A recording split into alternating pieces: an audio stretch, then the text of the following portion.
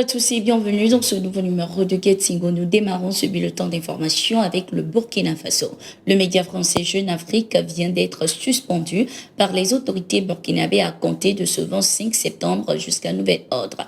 L'annonce est faite à travers un communiqué du gouvernement. Cette suspension de diffusion de tous les supports du journal Jeune Afrique fait suite à la parution de nouveaux articles évoquant des tensions au sein de l'armée burkinabé. Le gouvernement burkinabé se désole de la publication ce lundi 25 septembre 2023 d'un nouvel article mensonger sur le site du journal Jeune Afrique intitulé « Au Burkina Faso, toujours des tensions au sein de l'armée ». Ces affirmations, faites à dessein sans l'ombre d'un début de preuve, n'ont pour seul but que de jeter un discrédit inacceptable sur les forces armées nationales et par-delà l'ensemble des forces combattantes qui se battent avec abnégation pour la souveraineté et la dignité de notre peuple sur la terre libre du Burkina. En faisant délibérément le choix de la contre-vérité et de la manipulation grotesque, dans la négation totale de toute éthique professionnelle du journalisme, Jeune Afrique a choisi son camp, celui de l'intoxication et de la désinformation orchestrée par des officines occultes dont les maîtres à penser essaient de semer le chaos dans notre pays pour mieux l'asservir et l'exploiter, pouvait-on lire dans le communiqué du gouvernement burkinabé. Après l'apparition de son précédent article sur de supposées grognes au sein de l'armée burkinabé, le journal avait reçu un avertissement des autorités burkinabées à travers le porte-parole Jean-Emmanuel Ouédraogo. Par la même occasion, le gouvernement burkinabé a démenti les allégations du journal.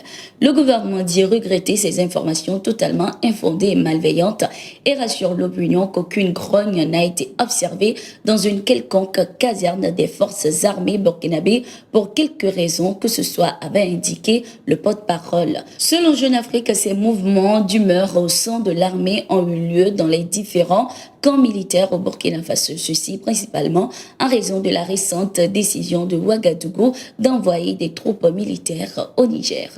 Loin de lutter contre le terrorisme, les soldats français se mettent d'intelligence avec les terroristes. Ils les entraînent, les forment, les équipent pour que ce phénomène terroriste perdure et que Paris puisse continuer à exercer son influence, puisse continuer à jouer aux pompiers qui vient éteindre le feu alors qu'eux-mêmes attisent ce feu. Cette déclaration est de Namaïwa, membre du mouvement pour la promotion de la citoyenneté responsable au Niger. Le militant estime que les différentes opérations militaires de la France au Sahel ont été de véritables échecs.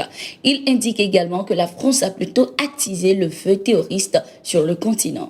Notons que cette accusation est l'une des raisons qui a poussé le Burkina Faso et le Mali à mettre à la porte les forces armées françaises. Le colonel Assimi Goïta avait d'ailleurs affirmé ce 21 septembre, je cite, « Après 10 ans de présence des forces étrangères sur notre sol, nous avons compris que la logique était plutôt d'entretenir l'insécurité et de nous maintenir dans la dépendance. C'est la raison fondamentale pour laquelle le peuple malien a décidé de prendre en main sa sécurité. » Fin de citation.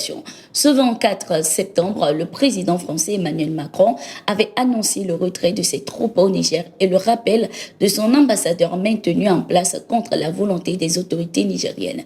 Niamey, de son côté, avait salué un moment historique indiquant que les forces impérialistes et néocolonialistes n'étaient plus les bienvenues sur son sol.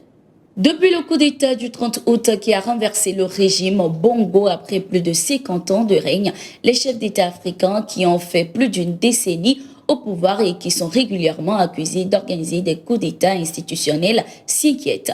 Les analystes sur le continent estiment que cette épidémie de coups d'État pourrait aussi toucher le Cameroun où Paul Biya dirige seul depuis 1982.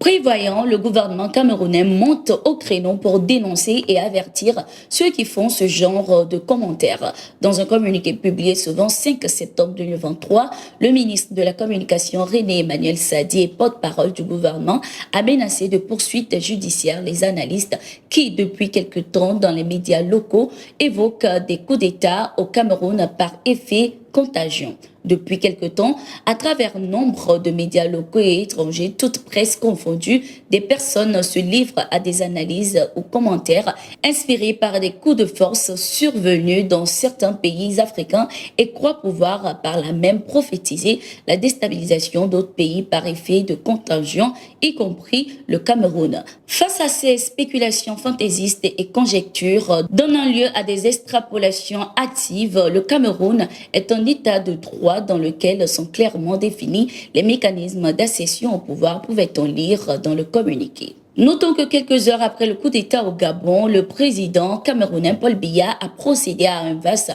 remaniement au sein de son armée. Au Burkina Faso, les forces combattantes de Birou ont neutralisé une centaine de terroristes dans la zone de Tikaré. Ceci grâce aux frappes des vecteurs aériens et aux avions de chasse. Rappelons que la chasse aux terroristes se poursuit sur tous les fronts.